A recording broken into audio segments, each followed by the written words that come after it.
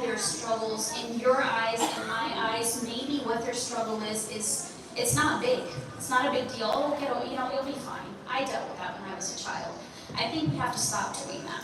We have to stop diminishing the experience that our children are going through, because if they're not speaking to you, I promise you they're going somewhere else and getting advice, and it's probably not the best place to get advice. So open up those lines of communication and allow them to come to you and honor how they are feeling. If they're feeling upset, if something's bothering them, if it seems silly to you, still allow them to open. Just in the last month, I've spoken to 2 young men, high school age and beyond, who have said to me, I can't talk about this to anybody else in my family. I cannot talk to my mom or my dad about this because they would just brush it aside and they would say it's not a big deal.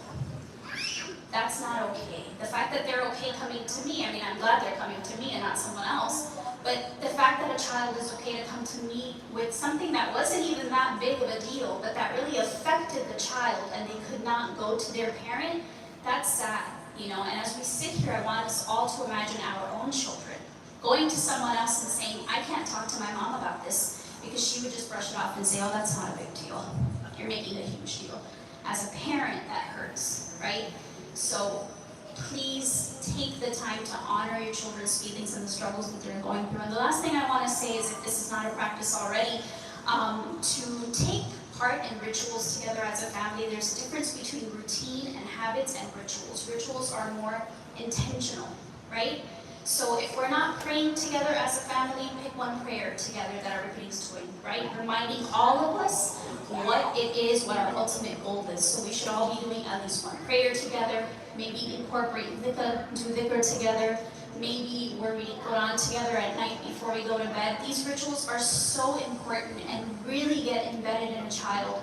This is how they develop these habits and continue them on later in life when they're older. So this all, again, back to school, but also how do you develop these types of abilities for children to strengthen themselves in the home, so that as they build their identity at home and strengthen themselves in the home, you're sending them out into a world where now they have to work on using that as a way to build their identity outside as well, inshallah.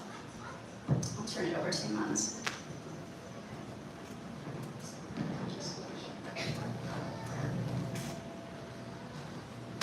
We want to keep this short, concise, and to the point.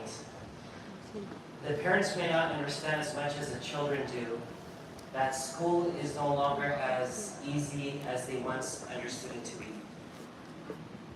And the reason they're not able to articulate that to you, that hey, I don't like school, although some kids may say that, most parents don't want to hear that. Because most parents have the understanding that we've come from another country and we struggle to gain an education, and you're in a country which is the best country in the world that has the best education system. You better learn something and become something.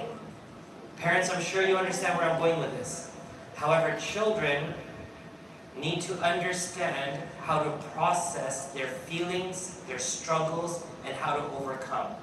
What Sister Neelam talked about is having an environment in the house. To the parents, is there an environment in our house, or is our house merely walls? An environment means where your kids can come home to and even bring their friends home, because that home is a place where they don't fear being judged by you or by their friend. Does everyone understand this point? Yes or no? Should I say it again? If you guys have friends who are not Muslims, you're not scared of bringing them to your house, and your parents are not objecting to having them in the house. Why? Because that home reinforces the values of what you live by and what your family live by. The kids are at school for how many hours a day? What time does school start? Anyone need to guess? What time does school start? 8. What time does it end? Like 3:34. 3:34. How many hours is that? 7, 8 hours. Let's say 8 hours. There's 24 hours in a day. 16 hours, where are you? Supposedly supposed to be? Home. So, the truth of the matter is, although we're living in an age where most of your children have grown up with computers and cell phones because that was the world, many of us did not grow up with computers and cell phones. Parents, do you agree, yes or no?